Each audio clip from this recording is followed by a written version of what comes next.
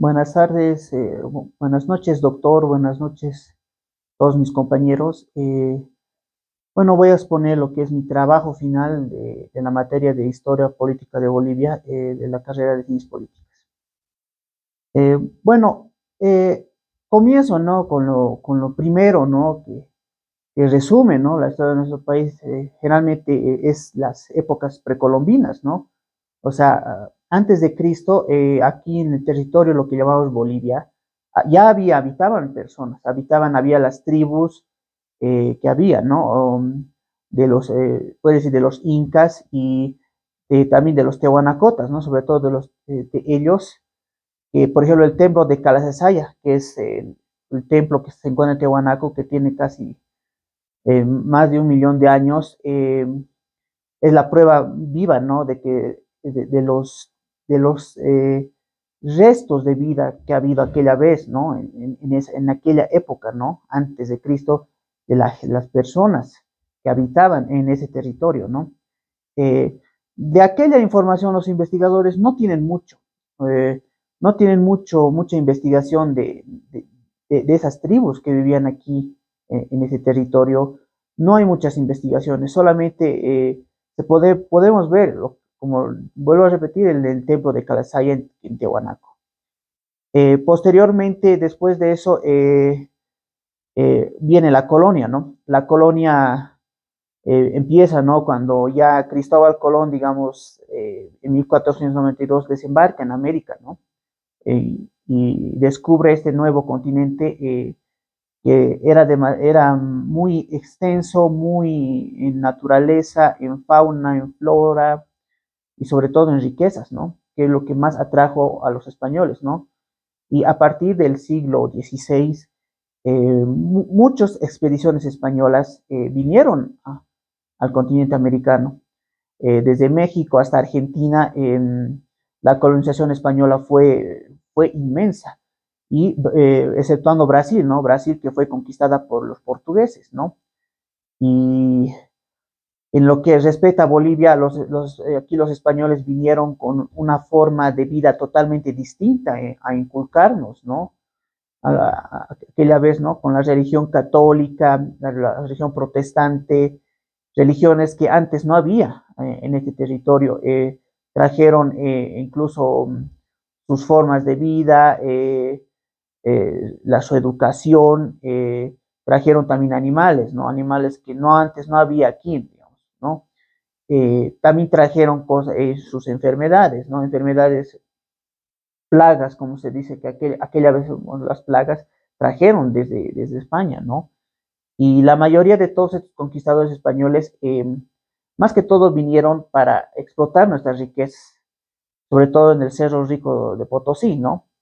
Eh, Donde encontraron miles y miles de toneladas de oro, que al final fueron explotadas. ¿Para qué? Para que ellos y su país, España, en aquel momento Castilla, ¿no? Se convirtiera en rica, ¿no? Esos ingresos que daba del Cerro Rico de Potosí, del oro, ¿no? Generaba esos ingresos. ¿Para qué? Para que Castilla fuera una potencia, ¿no? Económica aquella vez en Europa, ¿no? Y la mayoría de estos conquistas españoles, entre los que se destacan, ¿no? Fernando Pizarro, ¿no? Fernando Pizarro, que vino lo que es parte de Perú, Bolivia, vino a explotar todas estas minas, explotar el oro junto con sus hermanos, ¿no? Uno más conocidos de nuestro hermano es Hernando Pizarro, que también formaba eh, sus rebeliones, sus ejércitos, ¿no? Contra las rebeliones indígenas que había aquí, que querían detener eh, la ofensiva o la amenaza que eran los españoles. En México también se cuenta Hernán Cortés, ¿no? Pero sobre todo hago énfasis, ¿no? Lo que es aquí, lo que es Bolivia, ¿no? Aquella vez la colonia. Por ejemplo, las rebeliones aquellas veces indígenas contra el dominio español eran generalmente, no eran muy casuales, pero sí se daban, ¿no? Pero siempre terminaban derrotadas. En este caso, digamos, por ejemplo, en lo que era antes, lo que es ahora el territorio de Copacabana, del lago Titicaca, aquella vez hubo una ofensiva en el año 1538, una ofensiva que hizo Fernando Pizarro, ¿no? Que con su ejército totalmente los venció, los doblegó a los indígenas, al ejército de los indígenas, ¿no? Que al final pasaron los años y tuvieron que acostumbrarse a vivir y a ser esclavizados por los españoles, ¿no? Pero también había grupos anti-indígenas, anti-incaicos, como se dice, ¿no? Y estos grupos anti-incaicos eran aliados de los españoles, eran aliados de Pizarro, eran aliados de Diego de Almagro, ellos les vendían información y posteriormente parte de sus hombres, de sus tropas de estos grupos, se los daban a los ejércitos de los españoles. ¿Para qué? Para que derroten definitivamente al ejército de los incaicos. Posteriormente, después de eso, en el siglo XV, ya algunos de los españoles fundaron, ¿no? Fundaron algunas ciudades de aquí Bolivia, por ejemplo, La Paz, la ciudad de La Paz, que fue fundada por el capitán Alonso de Mendoza, ¿no? Que fundó aquella vez Nuestra Señora de la Paz en 1608. Se fundó también por la ciudad de Oruro, ¿no? Con el nombre de Villa Real de Austria, ¿no? Posteriormente así los años pasaron con dominación española, ¿no? Lo que es Bolivia, ¿no? Y constituyéndose también una fuente económica, ¿no? Que daban los españoles aquí en Bolivia, ¿no? Posteriormente, ya en el siglo XVIII, ya final, casi finalizando el siglo XVIII, ¿no? O sea, con una cuarta parte terminar el siglo XVIII, ya hubo un cansancio, ¿no? Un hartazgo ya de, tanta, de tanto dominio y sometimiento español aquí y nacieron ya las primeras grupos, ¿no? Los primeros grupos rebeldes indígenas, ¿no? Y entre esos destacamos el ejército de Tupac Amaru, que más que todo actuó en lo que es Perú, ¿no? Tupac Amaru, un gran líder indígena, siendo el primero en juntar a las tropas y hacerle frente al dominio español para de una vez expulsarlos, ¿no? Y aquí en Bolivia el primero fue Tupac Katari, ¿no? Tupac Katari, es el primer líder indígena revolucionario. Él con su ejército se plantó ante los españoles, movilizando gente, masas, apoyado por su esposa, ¿no? Bartolina Sisa, ¿no? La primera mujer campesina, luchadora y revolucionaria de Bolivia, se puede decir, ¿no? Aunque aquella vez no era independiente, pero en el marco constitucional de ese territorio se considera la primera mujer indígena revolucionaria, ¿no? Apoyado por Bartolina Sisa, Tupac Katari formó ejércitos, en lo que es ahora el Alto, lo que es Patacamaya, todos los lados, formó un gran ejército. ¿Para qué? Con el único ideal de expulsar a los españoles, derrotarlos totalmente y que se vayan y que los indígenas tomen el control de estas tierras nuevamente, el gobierno de estas tierras. Control. Ante esto los españoles se armaron y en el año de 1781 procedieron, ¿no? Con sus fuerzas a derrotar a ese ejército de Tupac Katari, ¿no? Y derrotarlo de una forma tan incluso sanguinaria, ¿no? Que al final al mismo Tupac Katari, al líder de toda esta revuelta, de esta rebelión, terminaron matándolo, agarrándolo, sometiéndolo, amarrándolo ante unos caballos, ante un carruaje, y arrastrándolo por todo el suelo, la calle, y ahí, por supuesto, descuarcitándolo. Y Bartolina Sisa, que también fue asesinada, ¿no? Su esposa, ella un poco más antes, ¿no? Fue asesinada por el ejército español, ¿no? Y cabe destacar que esto es la primera lucha indígena, ¿no? Contra este dominio español, ¿no? Posteriormente pasaron unos casi 30 años, hasta que que todavía los españoles seguían aquí, ¿no? En esos territorios, hasta que en 1809 se produjo, ¿no? El primer grito revolucionario, una primera revuelta en Sucre, ¿no? El 25 de mayo de 1809. Y posteriormente, casi 2 meses después, aquí en la ciudad de La Paz, don Pedro Domingo Murillo, es un gran líder revolucionario, también ya se cansó y decidió hacerles frente de una vez a los españoles, sacándolos de este territorio. Pero Domingo Murillo, que formó entre sus ejércitos a sus más íntimos colaboradores, ¿no?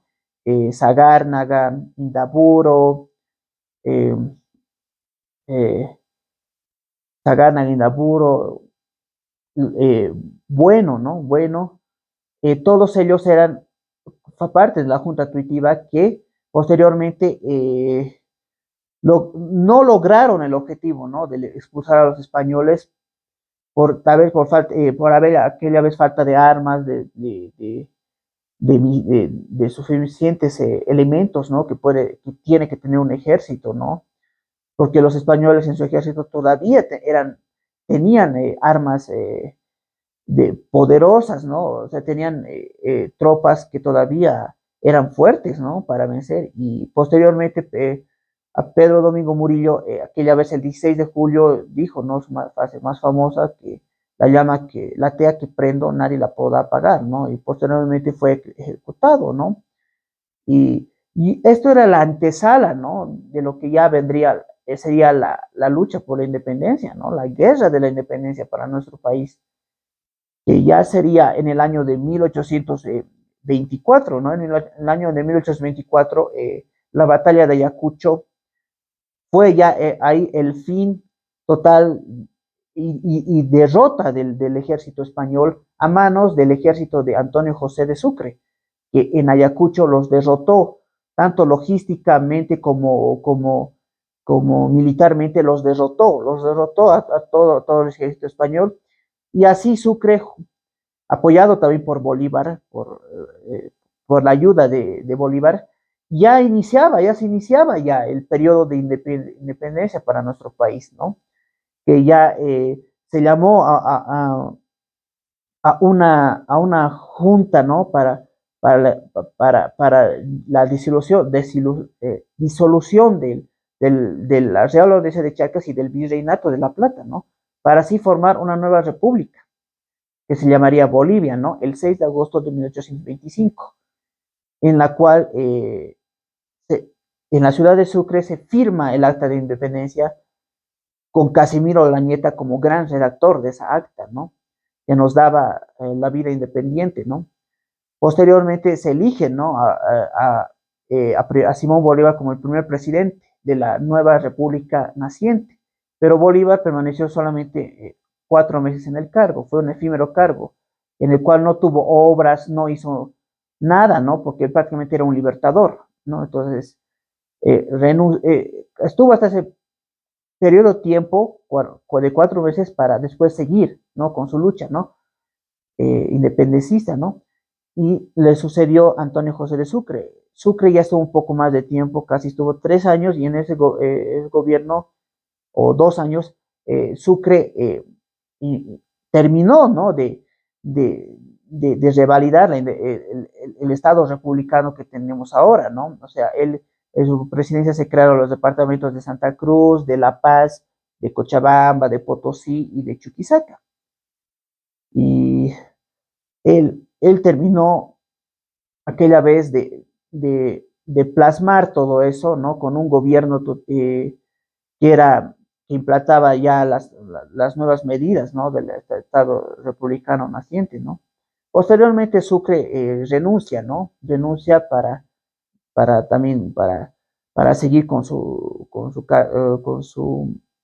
carrera libertaria, ¿no? Con su, como se dice, con su aventura, ¿no? Libertaria, en la cual es asesinado en Cumaná en 1829, ¿no? Y de ahí hay unos periodos efímeros, ¿no? De gobiernos hasta que entra don Andrés de Santa Cruz. Don Andrés de Santa Cruz era padre de un español, de una mujer aymara, nacido en Guarina.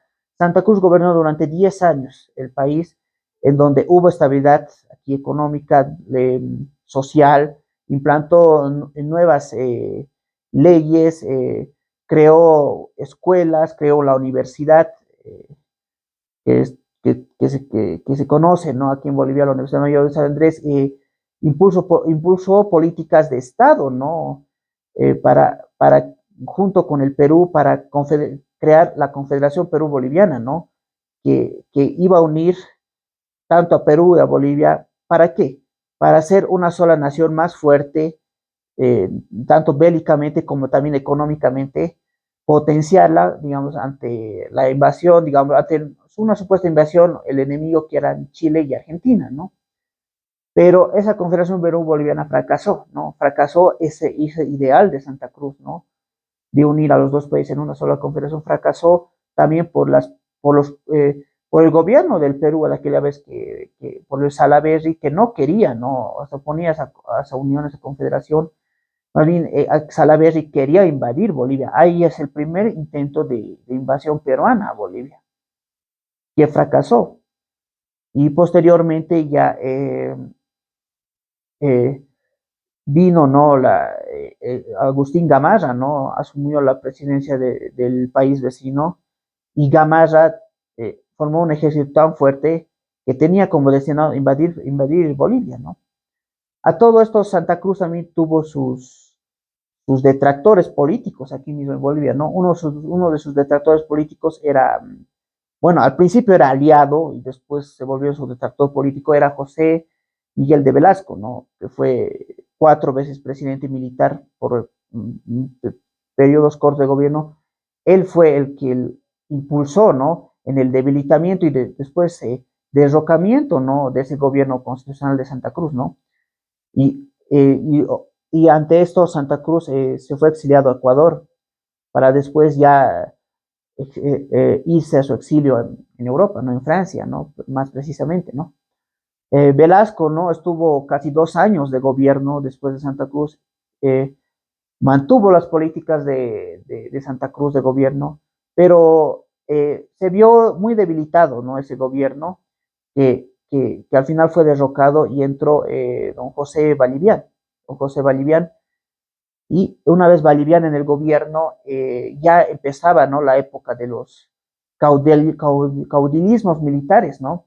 Que predominaría en toda la vida política del siglo, hasta mediados casi del siglo XIX, ¿no? Balivián empezaba, ¿no? En su gobierno, con un gobierno estable. Balivián tenía la idea de que aquella vez nuestro ejército boliviano era muy poderoso, era más poderoso que el de Perú, hablando en armas, ¿no? Entonces Balivián lo que hizo fue tener una invasión al Perú, el cual no resultó efectiva, ya que el general Agustín Gamarra con sus tropas repelió, contrarrestó esa ofensiva, ¿no? Boliviana de Balivián. Entonces las tensiones entre Perú y Bolivia crecieron, ¿no? Y Gamarra el gobierno de Gamarra tomó la decisión final de una vez invadir Bolivia. ¿Para qué? Para anexar Bolivia a ese territorio peruano. Entonces Gamarra movilizó todos sus hombres, todo su ejército para venir aquí. Y de hecho invadió Bolivia. Ante eso Bolivia respondió con sus hombres y en lo que conocemos como la batalla de Ingavi, ¿no? La batalla de Ingavi, para muchos historiadores, en particular yo, en lo analítico, recalco que la batalla de Ingavi, yo creo que es la batalla que realmente nos hizo Bolivia como es, porque si aquella vez Bolivian perdía la batalla de Ingavi, hubiéramos sido parte del territorio peruano, no hubiera existido ya Bolivia, todo esto hubiera sido territorio peruano. Pero gracias a Bolivian y a todos sus hombres, logramos derrotar al invasor, ¿no? Peruano, en lo que es ahora la provincia de Ingavi, ¿no? En Viacha. Y aquella vez Bolivian incluso su más estrecho detractor político, ¿no? Era José Miguel de Velasco, ¿no? El mismo Velasco, con Bolivian, ante esta emergencia de la invasión peruana, decidieron limar asperezas, ¿no? En su rivalidad política, y decidieron unirse, ¿no? Ayudarse entre sí para Velasco ayudar más que todo a Bolivian, para vencer al enemigo, ¿no? Al enemigo invasor, ¿no? Y yo recalco que esa batalla ha sido el, el resguardo, ¿no? Para que nosotros sigamos siendo un Estado independiente, ¿no? Posteriormente, Bolivian, después de este triunfo, ¿no? Y la muerte, haber, haber derrotado al ejército peruano y la muerte de Agustín Gamarra aquí, posteriormente Bolivian fue un héroe nacional, ¿no? Y ya gozaba de popularidad entre el público y su presidencia iba encaminada, ¿no? Pero vino un golpe de Estado de Manuel Isidoro Belsu que lo derrocó y entró al poder Belsu, ¿no? Belsu ya era un hombre más, hasta se puede, y no era tan calculador como Bolivian.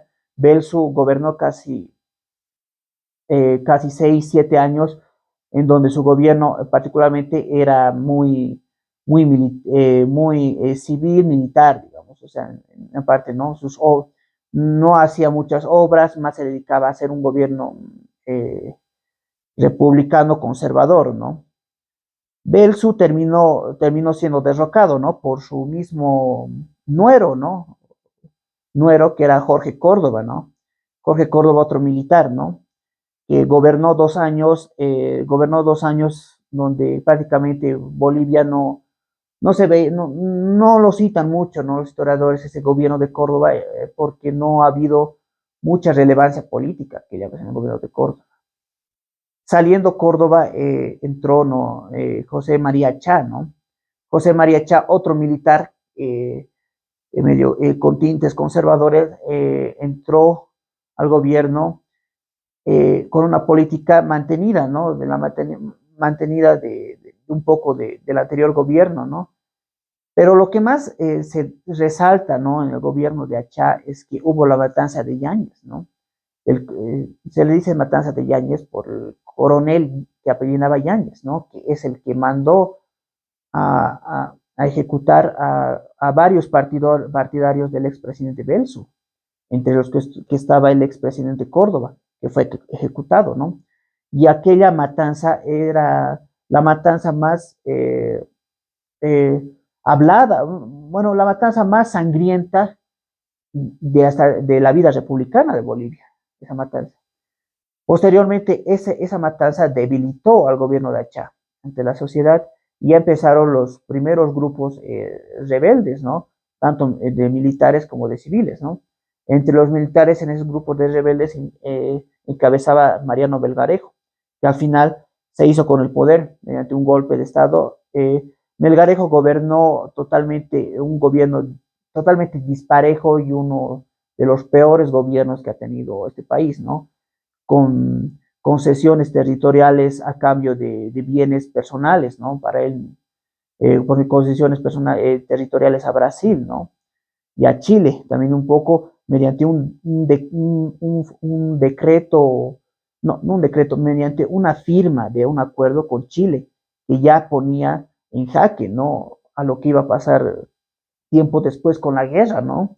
Pero Melgarejo totalmente gobernó para despojando a los campesinos de sus tierras con sus decretos, con un gobierno hasta tiránico que, que era enfermizo del poder y terminó, ¿no?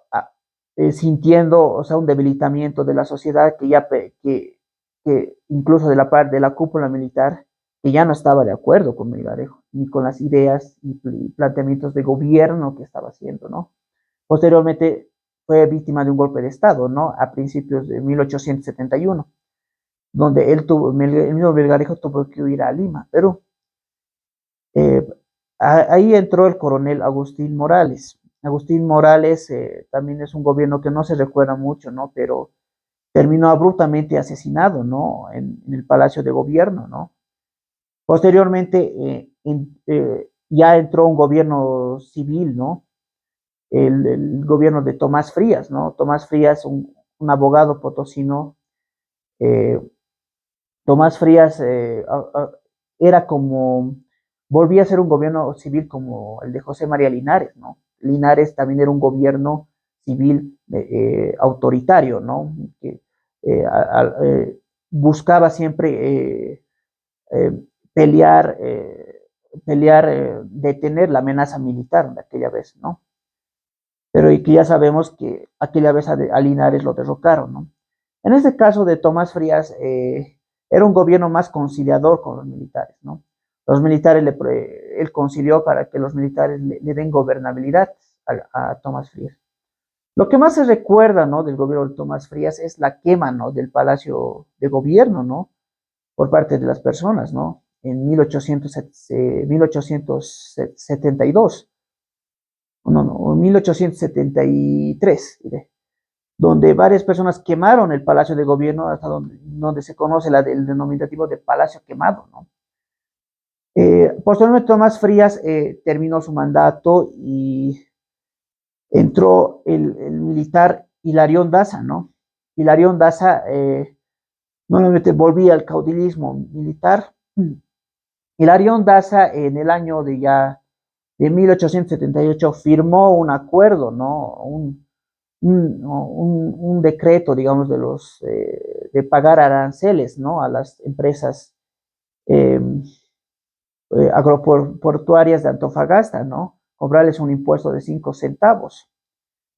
Ese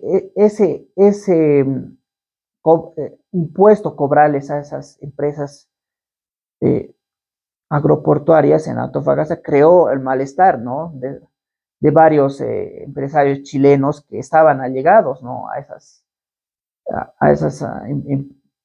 empresas, ¿no? Y posteriormente ya crecían las tensiones con Chile, a cual grado de que el mismo Daza no quiso derogar ese impuesto, y posteriormente vino la invasión chilena, el 14 de febrero de 1879 al puerto de Antofagasta, ¿no? Esa invasión injusta, sorpresiva, ¿no? Porque hace una invasión sorpresiva que ni el mismo Daza, ni todos los bolivianos aquella vez no la veíamos venir, ¿no? Más aquí estaban festejando lo que era la fiesta del carnaval, entonces nadie la veía venir esa invasión, ¿no? Entonces, con esa invasión, Antofagasta ya, que aquella vez ya era una población donde más había ciudadanos chilenos, habitaban más ciudadanos chilenos que bolivianos. Estos ciudadanos chilenos apoyaron la invasión a Antofagasta, apoyaron, y posteriormente el presidente Daza, con 5 días de retraso, mandó un telegrama, ¿no? Para ya de una vez formar al ejército boliviano, ya de una vez para ir a la batalla, ¿no? Y ahí se dio, ¿no? Hombres que realmente eran de tinte conservador, por ejemplo, que tenían empresas, ¿no? Radicadas en Antofagasta, como uno de ellos es Eduardo Baroa, ¿no? Eduardo Baroa se armó de valor para defender el territorio boliviano y también para defender sus empresas, ¿no? Que iban a ser perjudicadas, ¿no? Y que iba a perder él económicamente. Él se animó y alistó a su ejército, ¿no? Para hacer frente, ¿no? Al invasor chileno, ¿no? Y en la batalla de Calama, no, eh, es donde los ejércitos chilenos derrota al pequeño ejército de Avaroa, y donde es asesinado Eduardo Avaroa, ¿no? Acribillado. Otro personaje de aquella vez defensor boliviano fue Ladislao Cabrera, que también murió en combate, ¿no? Meses después, ¿no?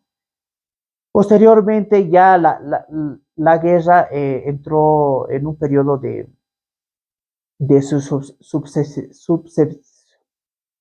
de susceptibilidad aquí en el país, ¿no? Las tropas chilenas ya querían avanzar más a lo que es Oruro, y posteriormente el ejército boliviano tuvo el aguante de resistir, de no permitir, ¿no? La entrada.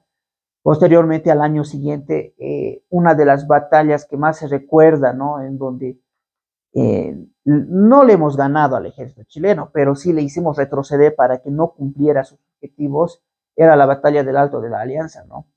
El, el 26 de mayo de 1880, en donde el ejército boliviano, comandado por los Colorados de Bolivia, el regimiento Colorados de Bolivia, procedió hacer retroceder al ejército chileno, ¿no?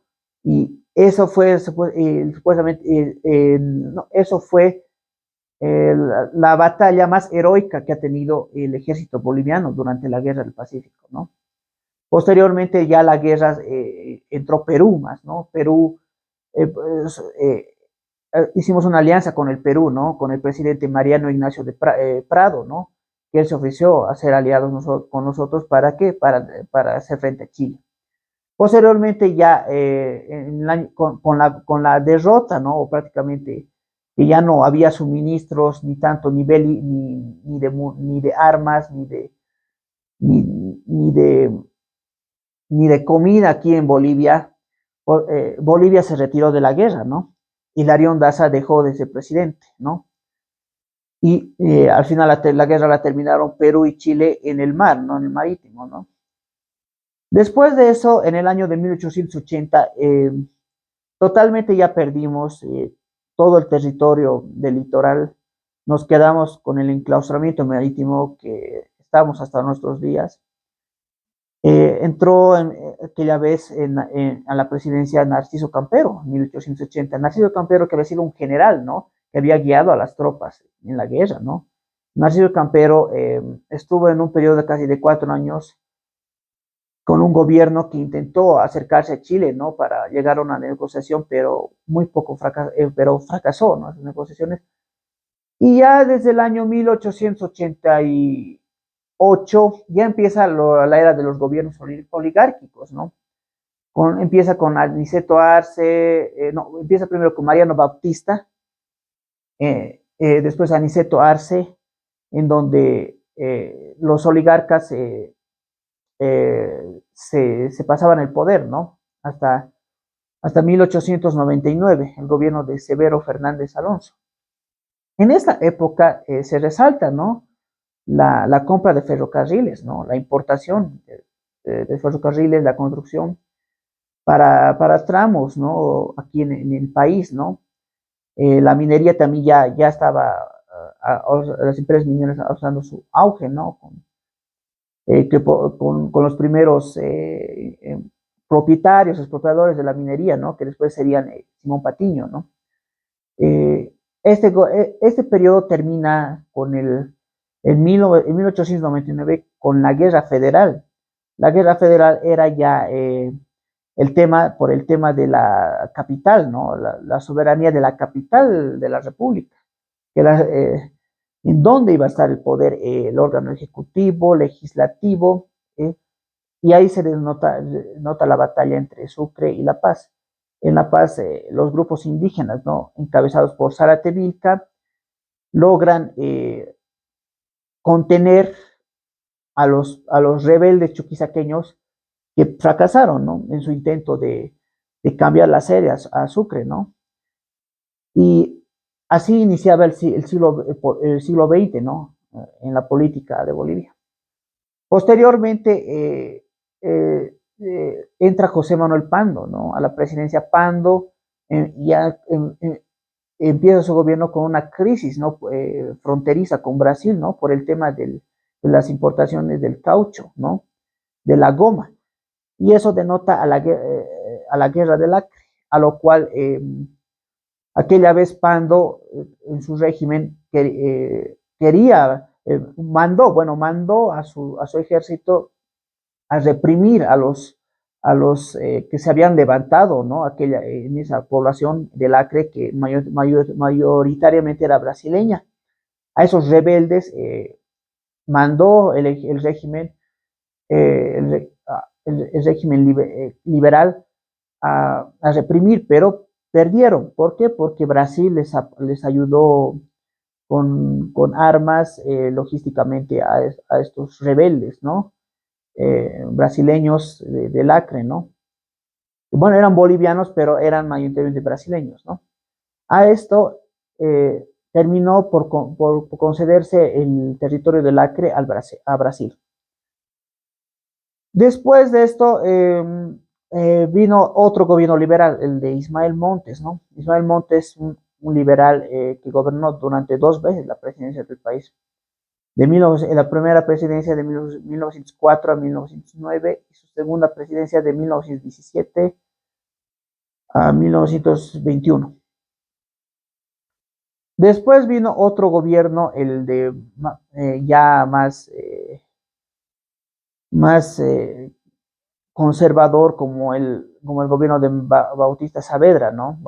Bautista Saavedra ya era un gobierno conservador que ya tenía otra visión de país, otras,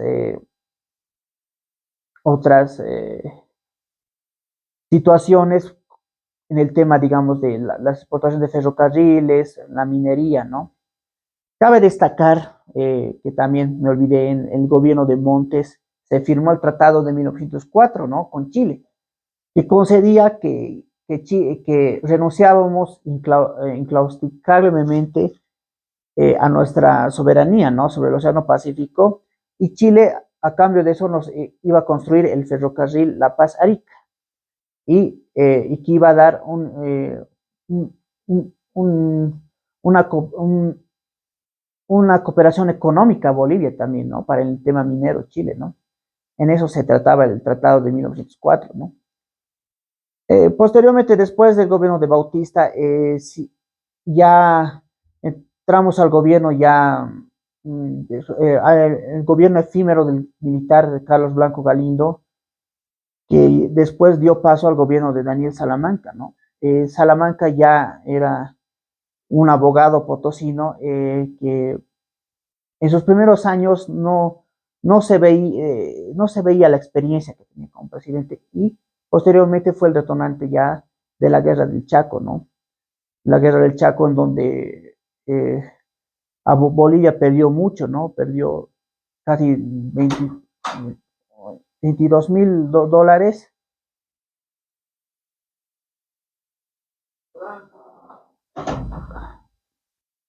22.000 dólares, no, 22.000 millones de dólares, ¿no? Costó la guerra. Eh, La guerra fue comandada, ¿no? Por el capitán Hans Kuhn, ¿no? Un gran militar alemán que comandó las tropas bolivianas. La batalla en la cual el ejército boliviano ganamos de toda la guerra fue Boquerón, ¿no? En donde al ejército paraguayo le hicimos retroceder y le ganamos, le ganamos. Ya después también hubo otros protagonistas en la guerra del Chaco, el aviador Rafael Pavón, el general, no, el coronel, ¿no? Aquella vez Manuel Marzana, que también comandó a las tropas, ¿no? En Boquerón, sobre todo, ¿no? En Boquerón. Y destacamos el papel de todos estos héroes, ¿no? Para la defensa del Chaco boliviano, ¿no? Pero lastimosamente Paraguay nos superó en número de efectivos militares al mando, digamos, más logístico, digamos, del general Estigarribia, ¿no? Que él es el gran artífice en Paraguay de la victoria del Chaco, ¿no? Posterior a eso, la guerra terminó en 1935, el cese de hostilidades, para que después de 3 años, después, en 1938, se firmara un tratado de paz, ¿no? En Argentina, eh, donde ya se le concedía a Paraguay todo ese territorio ganado, parte del Chaco como ya territorio suyo, ¿no? Después de eso, la guerra del Chaco realmente en el siglo XX nos marcó muy fuerte, ¿no? Porque hubo pérdidas muy económicas que afectaron al país, ¿no? En adelante, ¿no? Posteriormente, después de eso, se entró, ¿no? Al gobierno de Germán Busch, ¿no? Germán Busch, que era coronel, ya no, ya era general, perdón, era general por su actuación en la guerra. Bush gobernó, ¿no? Con un gobierno totalmente férreo, ¿no? Férreo y establecido, ¿no? En su presidencia se creó el último departamento que tenemos en el país, el más joven, el departamento de Pando, en 1938. Y el año siguiente, en 1939, hubo un poco debilitamiento ya de Bush, ¿no? El gobierno de Bush que se vio ya con su suicidio, ¿no? O su misterioso asesinato que no se sabe, hasta hay todavía unas hipótesis, ¿no? De parte de los historiadores bolivianos. ¿Qué pasó realmente con Bush, ¿no? Si se suicidó o que lo mandaron a asesinar, no se sabe. Pero la mayoría de las historias habla de suicidio. Posteriormente entró el general Enrique Peñaranda. Enrique Peñaranda ya aquella vez ya era en la época de la Segunda Guerra Mundial. Bolivia también no fue parte de apoyar a los aliados aquella vez, pero sí tuvo una pequeña participación, ¿no? En el tema de la Segunda Guerra Mundial. Peñaranda fue el presidente que impulsó eso, ¿no? Esa pequeña participación para apoyar a los aliados, ¿no? Más que todo a los aliados. Después entró el coronel Gualberto Villarroel.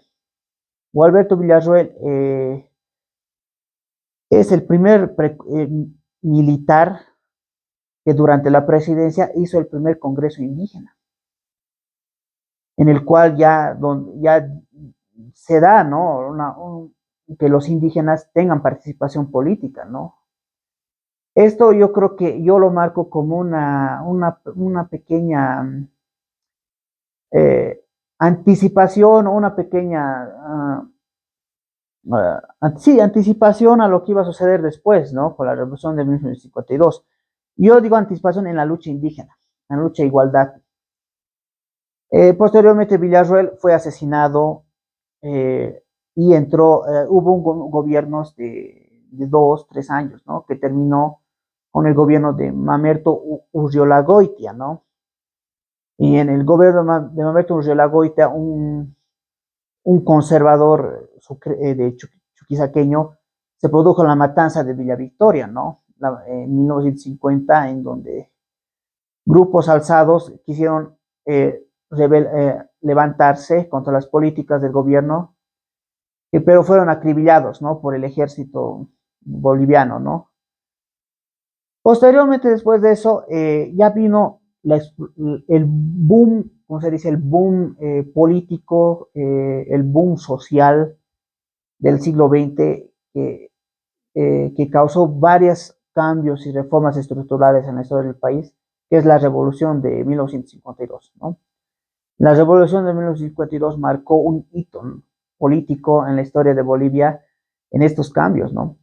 Cuando de una lucha indígena, de una lucha también social de la clase media también, por una igualdad, ¿no? En sus derechos, ¿no? Eh, y eso se hizo efectivo, ¿no? Con el nacimiento de un nuevo partido político que representaba a esa clase trabajadora, obrera, que nace el movimiento nacionalista revolucionario, ¿no? Comandado por Víctor Paz Tensor, en cual primer gobierno impulsó, ¿no?, la ley de la nacionalización de las minas, la reforma agraria. La reforma agraria era una reforma que devolvía a los indígenas sus tierras como dueños y propietarios, y se eliminaba los terratenientes, ¿no? Que hasta esa vez gobernaban, ¿no?, sobre la tierra, no, tenían propiedad sobre la tierra de los indígenas. Estos cambios impulsó, ¿no?, a lo que es la política indígena social boliviana que tenemos hasta nuestros días, ¿no? La revolución del 52, en ese marco se marcó un hito, ¿no? Posteriormente también de eso, de esa lucha obrera, eh, nació la Central Obrera Boliviana, ¿no? Fundada por Juan Lechino Quendo, con el único propósito de defender a los trabajadores, ¿no? De la lucha de los derechos de los trabajadores.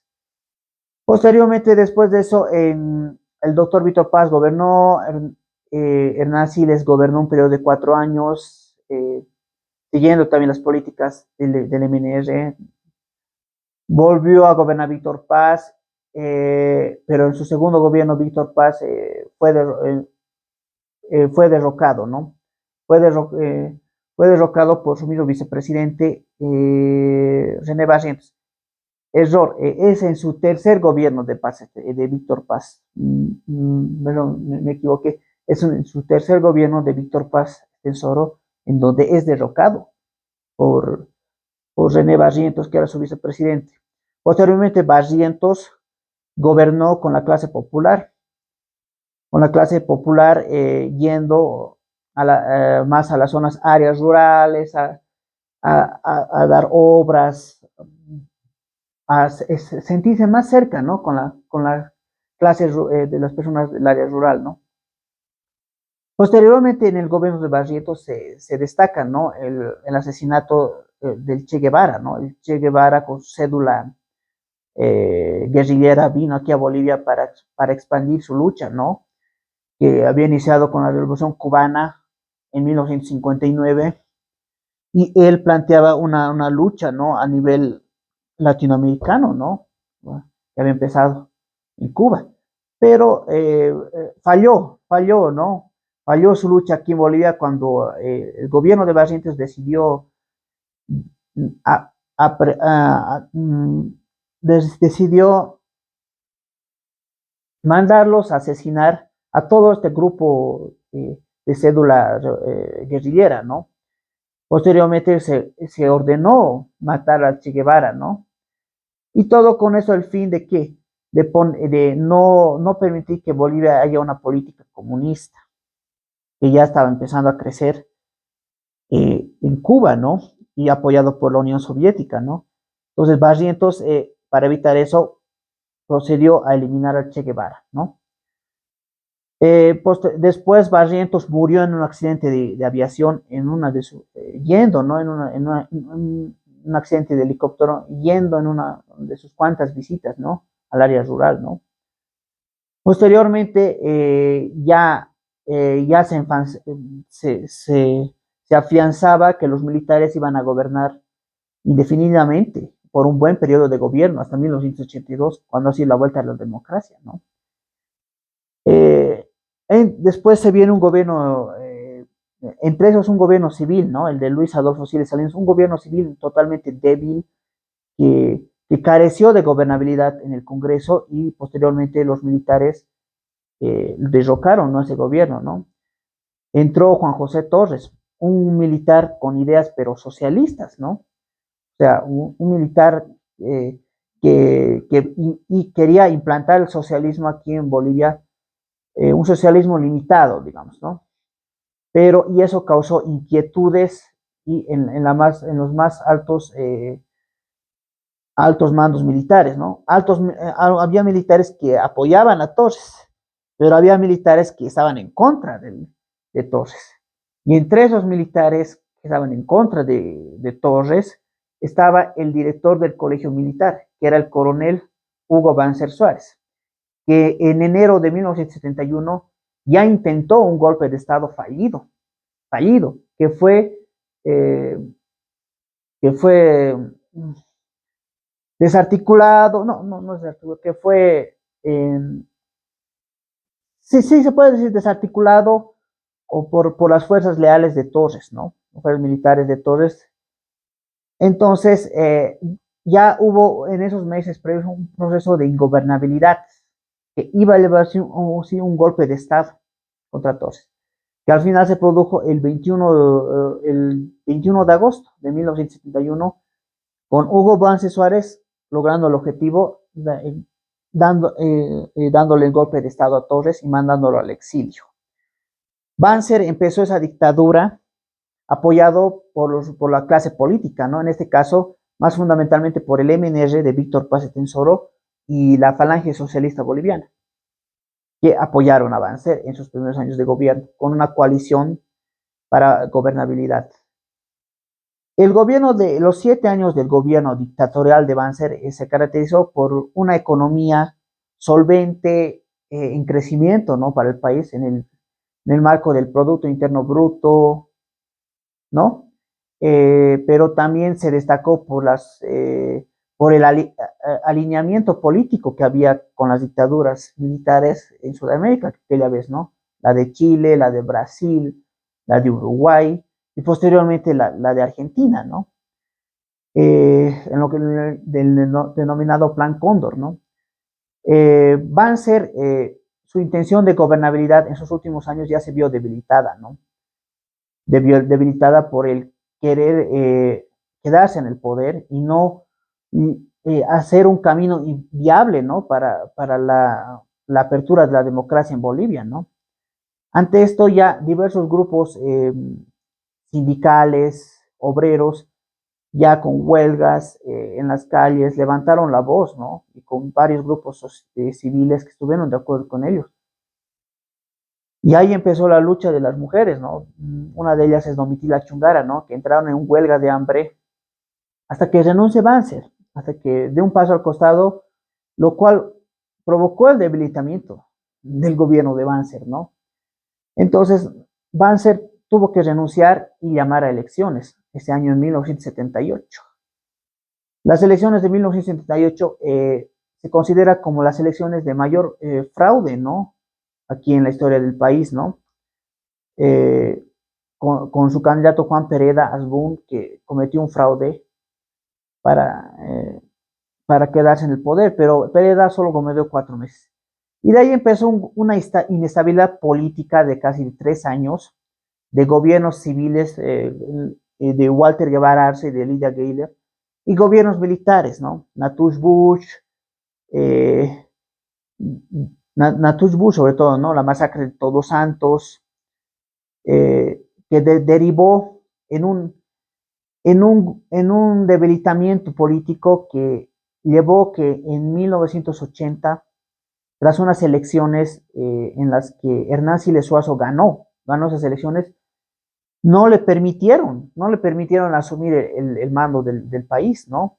Posteriormente, esa incertidumbre provocó, incertidumbre post-electoral, ¿no? 1980 provocó que el 17 de julio de 1980 un nuevo golpe de Estado se suscitara en Bolivia, un nuevo golpe sangriento, ¿no? El del general Luis García Meza, ¿no? Que se hizo del poder, eh, ni bien entrando, matando, mandando a asesinar, ¿no?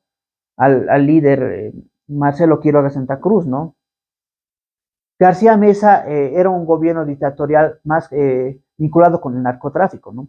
Aquella vez los militares estaban totalmente vinculados al narcotráfico, copiaban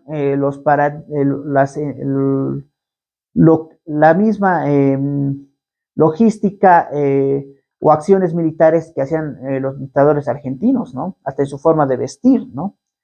Posteriormente, García Meza, debilitado, renunció, lo derrocaron, pero de una manera muy, hasta súper pacífica, ¿no? En 1981. Y posteriormente ya se estaba encaminando el camino para abierto a la democracia, ¿no? Que terminaría de hacerse el 17 de septiembre de 1982, cuando ya el general Guido Vildoso Calderón dijo que eh, se debe restaurar el Congreso de 1980. Y el ganador de esas elecciones de 1980, Hernán Siles Suazo, asumiría el poder de la nación. Entonces, ya se daba camino libre a la democracia, que empezó el 10 de octubre de 1982 con la posesión de mando de Hernán Siles Suazo como presidente y de Jaime Paz Zamora como vicepresidente. Posteriormente, ese gobierno de Hernán Siles Suazo en esos 3 años, más que todo se vio debilitado por la inflación, ¿no? Bajó la economía, ya bajaron los ingresos, hubo una inflación totalmente del 9-8% para abajo, se veía a la gente haciendo cola por el pan, por los productos básicos, y eso fue el debilitamiento de ese gobierno, que tampoco no tuvo respuestas a esa crisis económica, no tuvo una respuesta ¿cómo se llama? Letal para enfrentar esa crisis. Posteriormente, ya en 1985, en las elecciones, gana, ¿no? En realidad gana el MIR, pero aquella vez un acuerdo político, ¿no? Ahí empiezan los acuerdos políticos en el Congreso, ¿no? Postelectorales, le dan el poder a don Víctor Paz Estensoro. El periodo de 4 años de paz extensoro se caracteriza ya primero por las luchas indígenas, pero más que todo por los territorios en riesgo, ¿no? Territorios, digamos, más que todo amazónicos, ¿no? Se puede ver con la marcha del camino de marcha por la vida en 1986. Pero lo que más se recuerda de este gobierno neoliberal, ¿no? Es el decreto del 21060, ¿no? Que casi entra a la quiebra, nos hace entrar a la quiebra como país, ¿no? Pero logramos más bien que el país siguiera en rienda, ¿no? Más bien, gracias también a los acuerdos políticos de aquella vez y a la situación económica que ya mejoraba, ¿no? Pero eso era en los últimos años de paz extensor. Posteriormente, en las elecciones de 1989 entra Jaime Paz Zamora, también por un acuerdo político, ¿no? Paz Zamora más que todo se recuerda por su gobierno, por, por su cercanía con Fujimori en el tema cuando fue al puerto de Hilo, ¿no? Ahí donde se le dio una concesión, Perú nos concedió esa pequeña parte del puerto de Hilo, ¿para qué? Para importaciones sobre todo, ¿no? Para importaciones. Posteriormente, el MNR vuelve a poder con Gonzalo Sánchez de Lozada en su primer gobierno, un gobierno totalmente caracterizado, ¿no? Por las privatizaciones de los recursos naturales, ¿no? Eh, Posteriormente, después, el dictador Hugo Banzer Suárez, increíblemente, en las elecciones de 1997, gana las elecciones de forma democrática, lo eligen. O sea, y se da en el primer contexto, primera vez un contexto en América que un ex dictador vuelve al poder, pero ya de una forma democrática, mediante el voto de la gente, ¿no? Y Banzer es el único que ha logrado este hito, ¿no? Y el gobierno de Banzer se caracterizó también ya por las políticas neoliberales, sobre todo en el uso del agua, ¿no? Privatizar el agua que se dio con la guerra del agua, ¿no? En Cochabamba, ¿no? Ante esa privatización a la cual el gobierno tuvo que retroceder, ¿no? Y ya se daban los primeros conflictos con los cocaleros del trópico de Cochabamba, aquella vez por la hoja de coca, ¿no? Que ya era excedentaria y que no podía entrar en el mercado, ¿no? Y aquella vez el que promovía todas esas luchas ya era el jefe de los cocaleros del trópico, ¿no? Evo Morales, ¿no? Posteriormente, Banzer no logra terminar su mandato, le detectan cáncer terminal y posteriormente muere. Entra su vicepresidente Jorge Tuto Quiroga. En realidad Tuto es su apodo, pero en realidad su nombre es Jorge Quiroga Ramírez. Él entra a sustituir durante un año, ¿no? En ese periodo de un año ya se forman los nuevos partidos políticos que van a entrar a la contienda electoral del año 2002, ¿no? Casualmente en ese periodo de Jorge Quiroga Ramírez, a Evo Morales, que era diputado, los expulsan de su curul de diputado.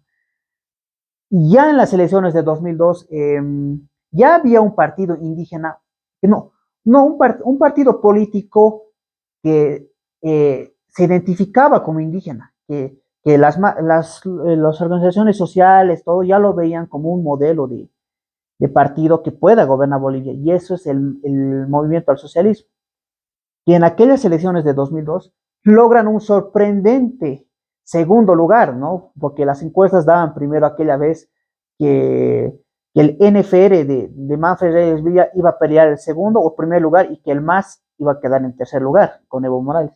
Increíblemente logra el segundo lugar y por poco pierde con el Movimiento Nacional Revolucionario esas elecciones, ¿no?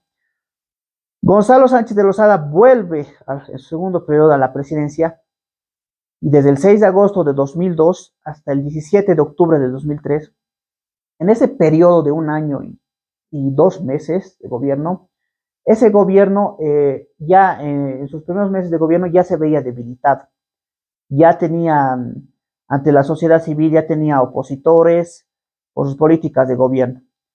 Y la primera quebradura de ese gobierno se da en febrero del 2003, ¿no? Cuando él da un impuestazo, ¿no? Que afectaba en este caso a los policías, ¿no? Los policías se sublevaron, se levantaron y posteriormente se enfrentaron a los militares en la Plaza Murillo, ¿no? Dando un saldo de 6, 7 muertos, ¿no? En las bajas y también muertos que hubo de la sociedad civil, ¿no? Que fue aquella vez, ¿no? Pero esto no hizo más que retroceder ese impuestazo al gobierno de Sánchez Lozada y se mantenía en el gobierno. Pero ya el quiebre entre gobierno y sociedad y sobre todo, en este caso, policía, ya estaba hecho, ese quiebre ya estaba. Posteriormente, ya en finales o mediados de septiembre de 2003, el gobierno de Sánchez de Lozada quiso importar gas por el puerto chileno. No, quiso importar gas a México, era importar gas a México por puerto chileno. Y eso derivó en varias protestas, primero en el altiplano paseño, ¿no? En Guarizata, en Achacachi, ¿no? En esas protestas las encabezaba Felipe Quispe, el Malco, ¿no? Para posteriormente ya esas protestas ser derivadas a la ciudad del Alto, ¿no? Que se oponía a toda costa a la exportación de gas por puertos chilenos. Ya sea porque siempre tenemos esa enemistad con Chile, ¿no? Desde la guerra del Pacífico, más que todo por eso, ¿no? Y ante la crecida de las protestas en la ciudad del Alto, el gobierno mandó al ejército para repeler esas protestas que derivó en casi 64 muertos. Y eso produjo que el gobierno de Sánchez de Lozada ya no tuviera ni siquiera un asentamiento político ni de sus aliados. En este caso, NFR con Manfred Reyes Villa, que ya decidió romper su alianza, ¿no? Con Sánchez de Lozada y posteriormente también el MIR con Jaime Pasamoro romper también su alianza. Y Sánchez de Lozada se vio debilitado, entonces no tuvo otra opción que renunciar, ¿no? Mandar su carta de renuncia al Congreso y renunció el 17 de octubre de 2003 yéndose en una avioneta hasta los Estados Unidos. Posteriormente entró el vicepresidente Carlos Mesa. Mesa entró al gobierno no jurando solemnemente, como se dice en el Congreso, ¿no? En el Congreso, sino en la ciudad del Alto, ¿no? Al día siguiente, ante una multitud de personas eh, que se dieron una cita, ¿no? Pero esto se debe, esta lucha del 2003, yo creo que acaba con el sistema de los partidos políticos que empezó, ¿no? Desde 1985. Este fue el fin del sistema de los partidos políticos que gobernaban Bolivia desde 1985. Posteriormente, el gobierno de Mesa también se fue debilitando tanto por las presiones sociales de los cocaleros del Chapare como de alguna sociedad civil y terminó el señor Mesa renunciando para evitar un baño de sangre, terminó renunciando en junio del 2005. Posteriormente, tenía que haber entrado el presidente del Senado a asumir por la anterior constitución jurídicamente en los cargos, ¿no? Tenía que haber entrado Armando Bacadíes, pero Armando Bacadíes, como presidente del Senado, no quiso asumir la presidencia del país. Entonces le correspondía al presidente de la Cámara de Diputados, que era el señor Mario Cosío, que tampoco quiso asumir la presidencia. Entonces, después de Mario Cosío, entraba el presidente del Tribunal Supremo de Justicia, que era el señor Eduardo Rodríguez Becé, que recién asumió la presidencia y en un periodo de menos de un año convocar a elecciones generales. Y las elecciones generales del 2005 ya empezaba con un partido, el Movimiento al Socialismo, más fortalecido, ¿no? Un partido que ya llegaba a toda la sociedad, a una nueva visión de una Bolivia más inclusiva, más con mayor igualdades, ¿no? Y nunca en la historia de Bolivia se había visto un partido indígena que ya que ya cumpliera todos esos requisitos para que toda la ciudadanía lo elija, ¿no? Y posteriormente, con el 55% de los votos, el 18 de diciembre de 2005, Evo Morales llega a la presidencia de Bolivia. En el año ya 2006 empieza, ¿no? Ya la que es la transición del gobierno de Evo Morales, que es un gobierno totalmente anti Estados Unidos, con la nacionalización de los carburos, la posterior camino ya para una asamblea constituyente, ¿no? Con una nueva constitución, ¿no? Que ya que se iba a aprobar el 25 de enero del 2009 y oficializar oficialmente Evo Morales, la nueva constitución, el 9 de febrero de 2009 en la ciudad del Alto lo iba a promulgar esa constitución. Y dado allí es que hasta el año 2010 la nueva constitución hasta nuestros días se mantiene con Evo Morales en el gobierno. Ahora, para dar mi conclusión final en lo que respecta a lo que yo puedo elegir, a qué periodo de la historia de Bolivia elegir, yo elegiría la guerra del gas de 2003. La guerra del gas de 2003, como vuelvo a decir, significó el fin de la política partidaria que empezó en 1985, ¿no? La guerra del gas también marcó un hito ¿cómo se llama? De enterrar la vieja política y de que hacer más igualdades, o sea, en el tema de, sobre todo nuestros recursos naturales, el gas, ¿no? Defender nuestros recursos naturales, ¿no? Eh, Eso yo que más resalto de la guerra del gas del 2003 y lo que yo critico de aquella vez de la guerra del gas es que el gobierno de Sánchez de Lozada hizo muy mal en, en querer vender gas, ¿no? Por puertos chilenos, ¿no? A México, ¿no?